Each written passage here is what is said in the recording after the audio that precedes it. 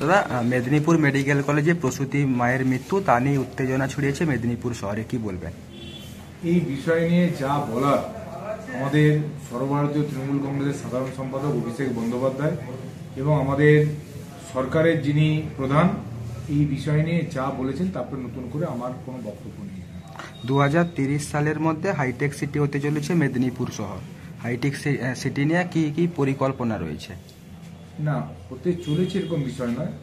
আমরা 2030-এ ভিশন সামনে রেখে মেদিনীপুর শহরকে হাইটেক করা যায় কিনা এটা নিয়ে একটা আমরা আলোচনা করছি। বিভিন্ন আমাদের ইন্ডাস্ট্রির যে হাউসগুলো আছে, বিভিন্ন যে আমাদের অন্যান্য যে লাইন ডিপার্টমেন্টগুলো আছে, সবার সঙ্গে কথা বলে আমরা এটা দেখছি যে এই ধরনের কোনো কিছু করার স্কোপ আছে কিনা। কারণ মেদিনীপুর টাউন যেহেতু পাশে ন্যাশনাল হাইওয়ে আছে, আমার কলাইকুণ্ডা এয়ারবেস আছে, এখানে স্টেশন আছে এবং অলরেডি 3টে industry hub, Vidyasagar industry hub, Kharagpur industry hub এবং হচ্ছে যে আমাদের গোয়ালতোড় ইন্ডাস্ট্রি হাব।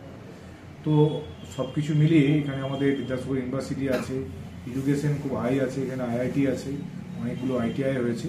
তো সব মিলিয়ে একটা এখানে এনভায়রনমেন্ট আছে। ইন ফিউচার করা যায় কিনা সেটা নিয়ে আমরা একটা আলোচনা চালাচ্ছি। দাদা, উপনির্বাচন, সমবায় সমিতির নির্বাচনে একের পর এক জয় তৃণমূলের, কি মনে করছেন 2026-এর বিধানসভা নির্বাচনের পূর্ব প্রস্তুতি? পূর্ব প্রস্তুতি নয়, একটা কথা আমি সবদিনই বলি যে যে ছেলে সারা বছর পরে পরীক্ষার সময় তাকে নতুন করে পড়ার বিষয় থাকে না।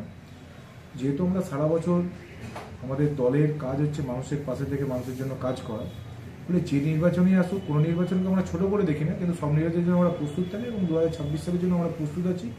তার জন্য আলাদা করে চিন্তাভাবনার কিছু নেই। আজকের দিনে মমতা বন্দ্যোপাধ্যায় যা ডেভেলপমেন্ট এবং অভিষেক বন্দ্যোপাধ্যায় যেভাবে সামনের সামনে দাঁড়িয়ে দলকে নেতৃত্ব দিচ্ছে, যে কোনো নির্বাচন হোক, সব নির্বাচনে আমরা সব জায়গাতে শুরু করে আমি সবসময় বলি 30 থেকে 35% আমরা প্লাস নিয়ে ভোট যুদ্ধ শুরু করি।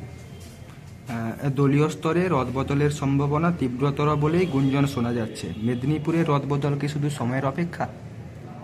সবটাই হচ্ছে যে দলের সর্বোচ্চ যে আমাদের কমিটি আছে তারা স্থির করবে। ফলে এটা রাজ্যের ব্যাপার, সেখানে আমাদের জেলার মাথা গলাবারও কোনো প্রয়োজন নেই। এটা নিয়ে আমার কোনো ইন্টারেস্টও নেই, কারণ যেটা রাজ্যের বিষয় সেখানে আমার মাথা গলানো উচিত নয় বলে মনে করি। গতকাল মালদায় তৃণমূলের হাতে তৃণমূল নেতা খুন, এর আগেও মালদার জেলা নেতা খুন হলেন। কোথাও কি মনে করছেন তৃণমূলের কাছে তৃণমূল নেতা সুরক্ষিত নয়? না, এরকম কোথাও বিষয় নয়। দু একটা বিচ্ছিন্ন ঘটনা ঘটছে, সেটা দল পর্যালোচনা করছে, দল সেটা ভালো করে সার্ভে করছে, দল চিন্তা ভাবনা করছে যে কোথায় কী সমস্যা আছে, দল সেটা আলাপ আলোচনা করে ঠিক করবে। সংবাদ মাধ্যমের সামনে বিরোধী দলনেতা শুভেন্দু অধিকারীকে বলতে শোনা যাচ্ছে, যাহা মোহাম্মদ ইউনুস তাহাই মমতা বন্দ্যোপাধ্যায়, এ বিষয়ে কি বলবেন? বিকৃত মস্তিষ্ক একটা ব্যক্তি, ওর সম্বন্ধে কোনো কথা নেই। আমার শেষ প্রশ্ন, অখিল গিরিকে দেখে চোর চোর স্লোগান তার দলেরই, পাল্টা তিনি বললেন যে বোম ফেলে খতম করে দেবেন 5 মিনিটের মধ্যে। প্রকাশ্যে বিধায়ক অখিল গিরির হুমকি বিধায়ক উত্তমের গোষ্ঠীকে, তাহলে জোড়া ফুলে কি কাঁটা, কি মনে করছেন?